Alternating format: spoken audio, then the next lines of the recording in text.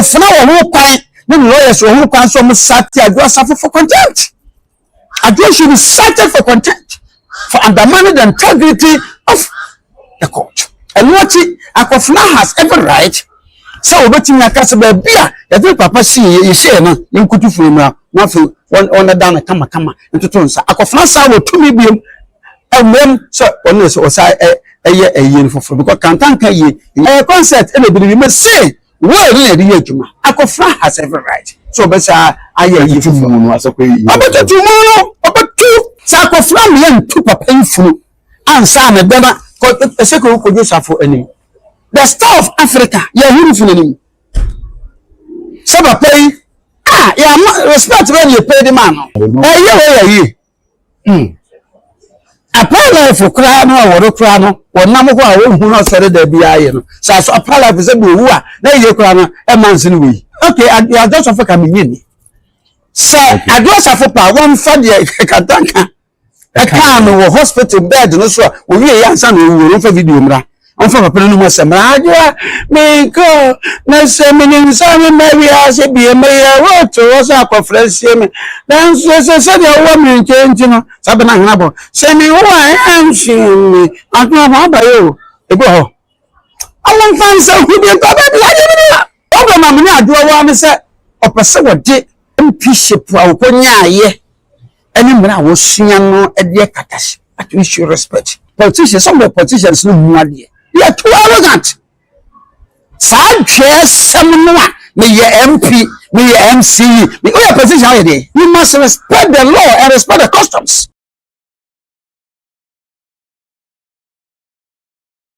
If you have been on social media, there's a lot of course with the family of the late Safo Kantanka. Lawyer, I just have to pay na 18 sem MLB. Many will say, Akofena so no make everything possible. Say stadium no. Or Jida Yapa AEB, a month for Dio Como, Mesaka, perfect computer man will have the seminar, it didn't come to the camo, a brain never didn't come. Let's read the one say, the subscribe my page, no near the man, so send me up with grants now, concerns to beat me. Before, no more about yeah, with some time now to say, Papa, yes, I just saw a something, yeah, and send mood to your boss to the panel buffalo. Santo foi o mesmo ai have a Odifo this identity Odifo my show a couple of videos on social media no say what follow issue with a keen interest it's funny I say pepe so a ebusana bedroom jana bit maka but that's it so we some study law okay and see your church mukaka mean call the history of this chaos and I say this confusion between Adwa Safo and then her own brother Akofena. You see, we are equal before the law. And now, we are governed by the constitution.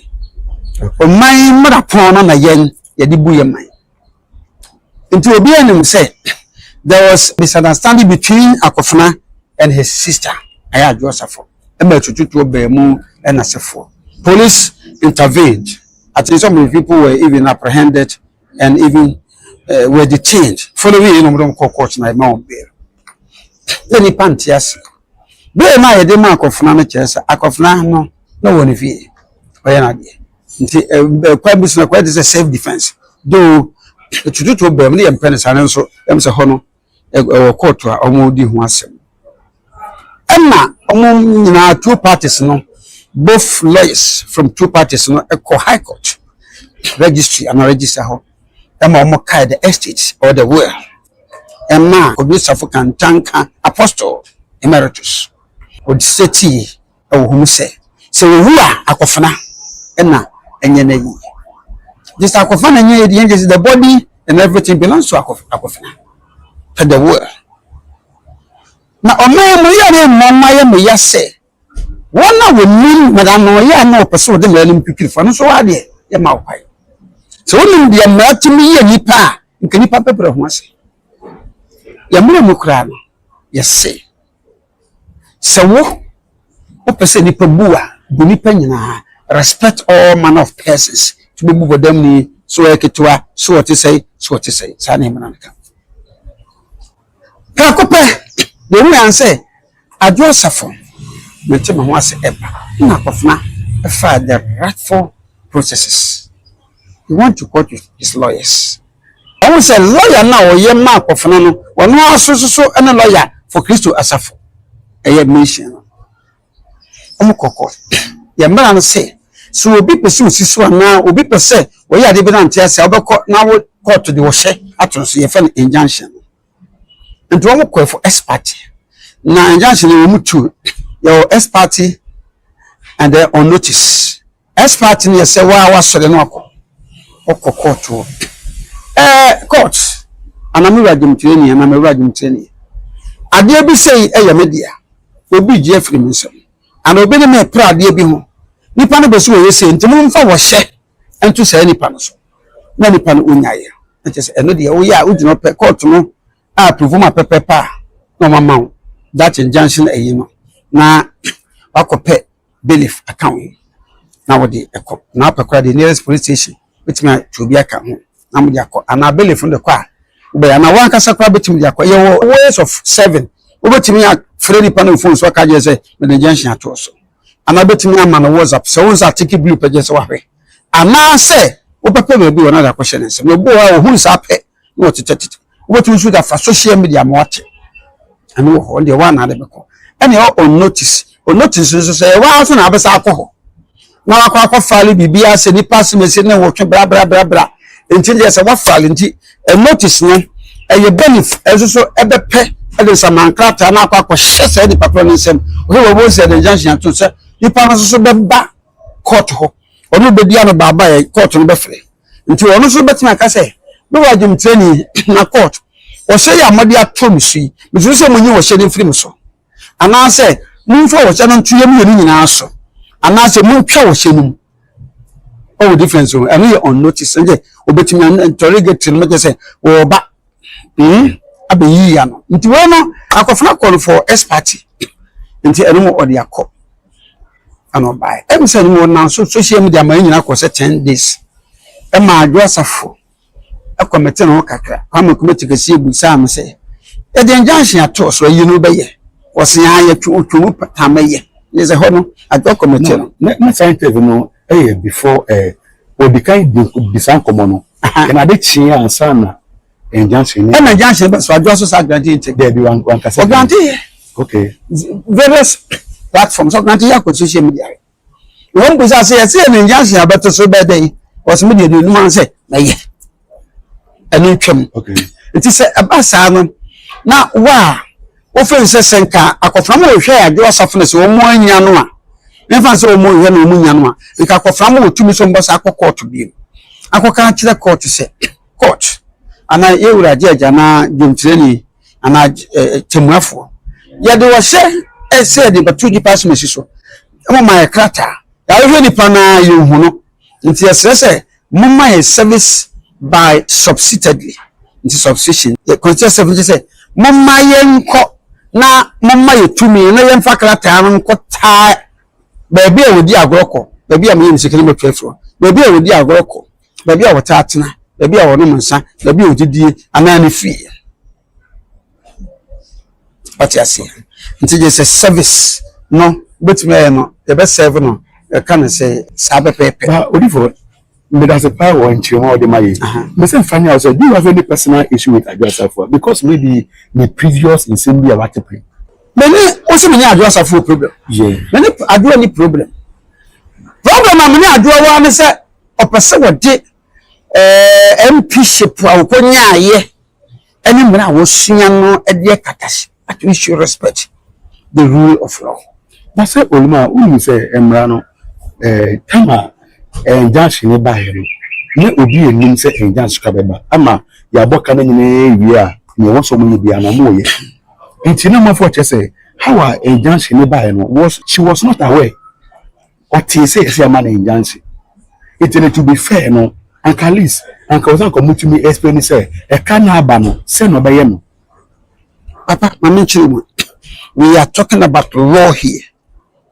We are governed by the laws of the land and if the constitution. Adjusafo say wo no na papa wu cho na na so jeni obi aso ni se papa ni pa mi be wu na obadam o kasa kasa anyhow nti ye mfa wo na nya asem enna what is the evidence che se papa na cancer Joseph na nyine the whole was read at the competent court of jurisdiction in presence of both lawyers Joseph ni wedi enti akoba nkanse nka adwo atwen because obi azese wo ye papa ni state no clear say Akofena enye yi won enyina wo se enyini ba Oluman say answer na obushal me de case ni ba ko dan court no na preparation to bury Kantanka no it was already ongoing no be nim say Asafo a eni nuanu mo na e kan bom ene bushia e na akoye yi no it na be boss bokroma obi nim say yi no 30th of July ko say junction no ba it no odi hu komo say junction na ma anka Akofena no onim say ono no san konko nye yi no mmam kakra asante amam de mu no enye ma na ye yi abusuafo nanso papa wo de ndie we ni state no practically say onye papa na yi papa I agree but before court no be mu a je be kan we le don say Akofena no san koye no for the beginning kwa no mo tenke sanka ye nsie nyiwie na kan ye ko kan we no ye hu say ye maso mesi we si and mo benti we ba nti mo ase ba ye no enema omo kodan court into the koye new to omo say oh sane Akofena kra no san koye yi no but from the onset no na Asafo na o lead bibia with your family mamucho no one instructed Asafo so onko boka CCB boss because o hwa abusia no abusia mpanifo ni na abusiafo ni edi Akofena chi that should tell you something say that was after no but for the onset no na agree say what him say there were some interviews be one professor B or doctor B Ebabonti he was the spokesperson for the family Kantanka'S family Ebabonti said Asafo no ho abusia panyini aye no wa hu so what prompted Adwoa so want me antwen so Adwoa be twen am yetimi ma abusia na manyina ka bo no ode pokosi fun no koye nti so far as ya twere ma Akofena o wi no de ya dubo ya ni problem to maintain you Akofena wo ho kwan no lawyers wo ho kwan so mo sati Asafo for contempt Adwoa should be cited for contempt for undermining the integrity of the court and what Akofena has every right so obetimi akase ba bia ya de papa si ye share no nkutu furu na fi on down kama ntoto nsa Akofena sa wo tumi biem emem so on so sa eye for because Kantanka ye bini na Oluman say yetimi see mu na san kotu sa me yetimi ye betu we are talking about the law we must say Akofena and a way see papa no nyana yi nti body no way obi ya we say eye kodosafo apostle body no ye hu so wa hu we say matreke no odi obi ba bonti we say tam na ye ko ye na we no so nti we no pa kire say nti Akofena has a whole lot of grounds say me na ye yi me say me ma ye nti ba bi efu ye bia no ikutufu Oluman I agree with you perfectly yeah but say Uvuvola Asafo a April obusheni o hwe edin a waje ene mpenifo ni mo na say me papa to a I think say she is to do her best so bit my bia say influence bia wono on so bit mi ga bo obushia no nanka mpenifo wo so mutim ba se bia no etimi aba so for the onset no that was what she was doing but Oluman mpenifo be na ba ye na se apart from Dr. Bawumia how you say injunction na da correct attach so ba ho bi attach ya by ye wo mo do as the president in Goba etimi ba can say speaker of parliament is from parliamentarians the president was attending a funeral that same that's want me anko onko because what onimra onko as president say Jansi the yesu na call dia it is okay one for bu ama ayi one tin ampanyifu anko until now no ye musa sasa Asafo so onimra pa no tia mamra se a Argentina ne papa so one for we ma sem legend papa e dey ta fa fie kakra kan no mo nyina ko ho no e ma ne make servant obi dan ko battle for it ne funu ne yi no why the body of Asafo apostle now mo ko ta fa fie kasia you sound so well one person bisa say rule like education play no was it fair because many are or the view say ke education no e support one person and I want support the other person into the bush no ma aye secretary woman say abusuafo ne ba bontene se omo peso omo ne omo ba Josafo ne man nyina hia na dia asomdwie ba omo ye Josafo anko am so audios no ho videos no omo se frajo ma mpanifo ti befre osunya wo ye santi ofro ma sunya e bank na betra ho ba ma na no so special bekasa na mpanifo wo se they were treated fairly no they started ya na yenko na Oluman say ebusapeni betmafa a different means to see her than so say the whole family want to meet her. Different means different means be any ho abusapeni nya abusafo na mfaso. Bema ayan kan kwere nkyere wo say politicians, some of the politicians no hu ade. They are too arrogant. Sa dwe sem no a me ye MP, me ye MC, me o your position how dey. If you are a politician, who are you? You must respect the law and respect the customs. Opa power abusia wo firi mu. Some men me da Kantanka'S abusia mu a. Enka mo bo ba bi ase wo bukwa kodi. Obi ha na bo nya hye. Ayasisi na Joseph sisi Akofena any papa na abusiafo. Enka ye. Oluman say won. Ayasisi na ya bonu 48 bullets. No 48 bullets. Who was the Ombra Ebusefie? Ade na chese 48 bullets in the born. Eyewitnesses ne. Yeah, e tuo ma 48. Yen shoot audios ni na ba. Ma 48. You. And ye to ye na car no say eboka no aye. Na ma 48. Na me say utu aboba e pete. 48 na dey kwakon. But never na Joseph for ya 10 48. But the video that came out no, what is say almost say Jai papa jai. Papa say fire 10. Over say atuma 48 and gas go to form to Ghana and come here. Bullet ma 48. 10 48. You shoot to 48 times. Yes sir. Yes sir na Joseph for bekan you. Na Joseph for the case we an quote ase. So 48 times and quite dey ya the people penetrated through kanum ababo. Asema Joseph for kan. Me ni I just not feel so actually not a front. Yeah. Na ban say na 248 ni bo echiri. E bo echiri na pete gun ni the front in chamber. We are the group of papa. So you shop politicians here o. Me na have rank for the bear me na ko 90 years. Some me na 90 for 8 years. I know politicians. 48. Yeah. 48 bullets.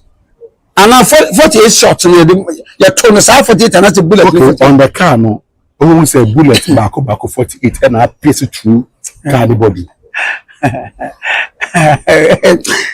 Can no bulletproof na there be no bulletproof. Hey papa, someone so politicians oh. I just have for me kuma. Me ni nyina wo party back from MPP.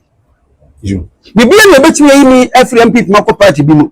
But me say and some of us have worked. When politicians won 48 bullets. Bullets mako say diana nwotwe. Na le bajo wo fie so be the gate. Or be the care pum gate ya.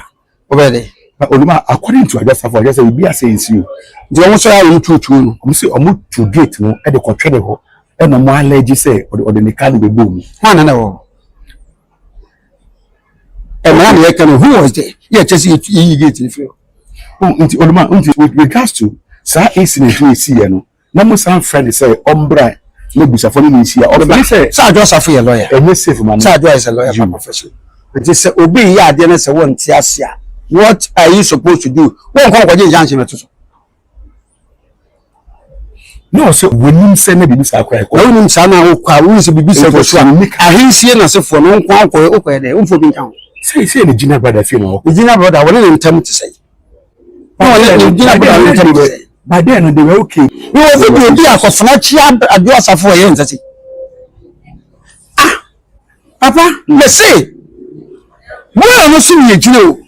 You have to respect the rule of law. And not person can afford as you. There will no papa no want some dey adumo. Na nya say dey odo pe. Me kan go to plane fa. Eh concert na e bi ni mu ye. Eh concert e be bi me say where no dey aduma. Akofena has every right. So be say aye yi fufu no asokwe yi. Obetu mu obetu.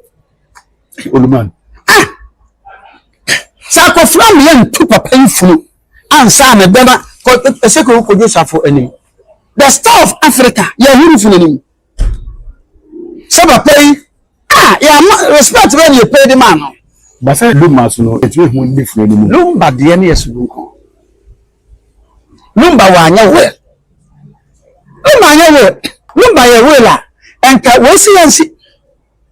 But when your will was say, you are one of them ha, we see me ha, when any may you, when any when any see.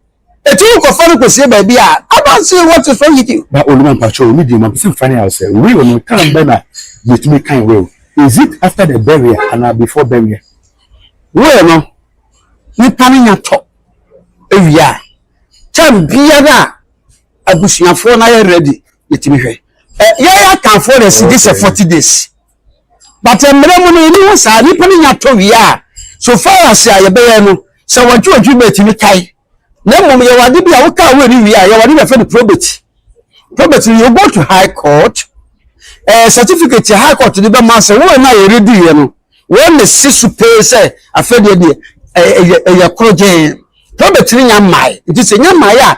Papa na comes be a one fancy words. You go be an obedient to me. You've been fair a year. Obedient to me for the Japanese on to say probate. No, you should be the issuance of probate. And I allow one more say, I'm obey, see me. The probate mun yan kwaje mai e dey na adwo asafo e fa furu e kwode da no e ko sie no na Oluman na adwo aso din ko no o say wo na ye say Akofena ende busan ni mu kan no nya yie o say it was not enough e was so almost go back to court na court fa wo ni tumi e mo ansa na e no dey for the probate enti no mu nya ye o mu nya ya chumu nyam aso imebo na mi ansa wa adwo asafo mu nya kwaje probate na right be na wo so be your papa yi but the funeral was already ongoing. Ongoing, so who gave this the authoritative power? So when the family were together with them. Oh no! Family ni na back Akofena. Oluman, Akofena can be a video. Actually, say 30th July. Time on papa no ye na wo twini bi ye no. E no chi ansa na wo Kristo asafo no asori ni le na si ne hene. Si ne hene. Ka na wo say lawyer na wo ya Akofena lawyer no no na say lawyer so e make Kristo asafo. E ya apostle ko asafo the late susuma e dey ko law school. Nti na lawyer ni omu na asafo ni bi omu ye. Nti e ya asori na esi wo mo hene. Say be leader nti wo do asafo no wo ye ba na akopɛ de ho. Wo ye buzin wo ko hye nika ana shots. Ya kan 20 politicians no mo mfa enam ye onabo wa dey. But Oluman, is it conflicting say one person a Akofena lawyer as also a lawyer the ma Kristo asafo. Isn't it conflicting? Baby, lawyer dey we are to me appointed so far as I want trust won. Wo na ama na djuma so onye. Ana aso no so na ama lawyer na djuma so onye o mutua na ka Akofena so tua na ka. So e dey baby. Tibia e bia na onye fair. Oh, very fair. So when you fa e court no and na fairness ni na ekura no enya wo de wo lawyer no be ye. But they are there to defend and to make sure say make for it's no exhibited. But Oluman, is it possible say the least of Kantanka bit natural in the will say Akofena nsie no na the last day of the news no aka kire adwo say ke ono so na nsie because of ABR maintain one CB papa na fail CB at this moment no ke Akofena no any maintain nya fine team wa change na adwen e no aka kire adwo say nsie na na amateur e dey ka dey buo ipe bi e be wu a owu ko tina de na say nti e fa na Kantanka wu a o ka kire adwo asafo abra wonti mi amfa nse wu adwo asafo mfa evidence me na bo ntene kire say Kanta ne papa ewu no wo say me na ye mayi enye no kore da misusu se enye no kore ma de no misusu ye no obi a obawu obi ko bawu ni wo ase ma fo bo weche nipa bi wo hospital me gina kwa mi huru bie omo bawu obi ko ti bi ko chefu obi ko ni ba bi e wo but it is to me make a reasonable there be apostle ko Joseph wan ka be bia sa so we ni ho ni me ni wo but okay I just of ka me ni say Joseph pa won fa de Kantanka e ka no wo hospital bed no so o wie ya nsa no wo fa video mra on fa papa no mo semra ajwa me ko na se me nsa me maria se bi maria wo to wo sa conference me dan se de wo me nche no sabe na hena bo se me wo am me atwa ba yo e go ho awon fan se hu bi ko ba bi ya e bi no dia Akofena still has the authoritative power. So be ye Abibia. Akofena betting us. The former was very nice. I know. I can't get you boy in our room. Apala for crano or crano or Namoko who not said there be iron. So Apala is a boo, now you crano a man's in we. Apala for Nabra about it, Japan summer, or no one Namukasia, Tomo, you did my temple, the videos now home a palm children. One who then ye man's in we. The star of Africa, Papa, to me a car, we say like an aspect, we say no do, we are naive. But Uncle Four say, then I had. And some easy. As a gentleman, what is the number of Uncle Four bar? Jai, Mamma,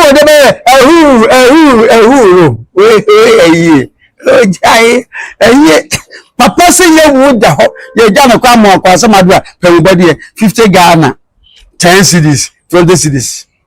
And so maybe good. Kodo safu Kantanka ye ya nka sport ni bi no ga na anka nipa bekum nka Africa head of sales any other advanced countries go mu nyanko beba papa ye mo no ma se trika go bi etu bi ayam hyehyɛ no wo ya de ade oh me am nsan konko tu funu no de o munya no nya yi fufuru no we am final question say Safu Kantaka the late enam se bia jumedia odi tumi ana nya mede man o de adwuma no could also be a factor I may be shan ASN because so much as say or be pobi wu a ya na me tim wa sese e kai ba ye me be nyina ye polygamy na da bia ye kan o ware ya de ba okay me papa say no no wa mobila o ware 7 o 45 o ye no wonu anya japade bia ntunto kwa bia nsi ni ya ba ko akosi no say dan to ni na so ye mfa na kwahye from sa no aprache ni ye to na so no kosu komoshi kakra ho nsi ye mo ho odwiri so bi so tugu we papa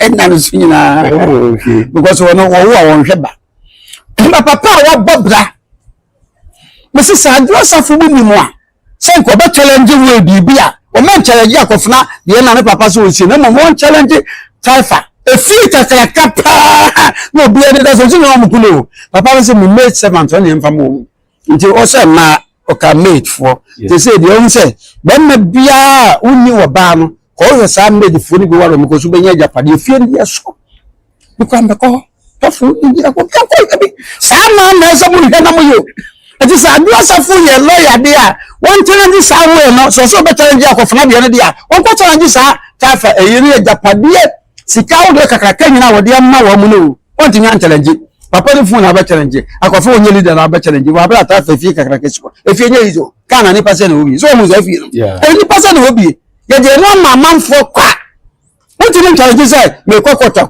challenge ni papa ka sakwa bi asebe na wa ye mbrenti na bi na anye eni so otimi challenge dia fa no Akofena so na ntimi kwa challenge dia no ma na de tina de challenge na mo nya be ma no na esi ni ko so sa me nya me nka ko be de me nta do asafo but me do bi osisi ni pa e na me yese na de be na gbonkuma jinifu ana nko ba jema sa ase am ye onabo me so nse no one time e ball tu da do sunsun I don't know what to musum. But why will a pastor do that? Ah, now the me pastor me a prophet, it's a prophet the air I can't tell the two from. I see a turn over here from one man because as Jimmy for. Me that's the first one here. The number is 024 57 1050. If you see many prophet computer man and a edin con let's say ni wake no whatever you have on your mind bit ma actually your message you how if I receive your interview na for dem subscribe page ni adamani so say na me application so say bit maka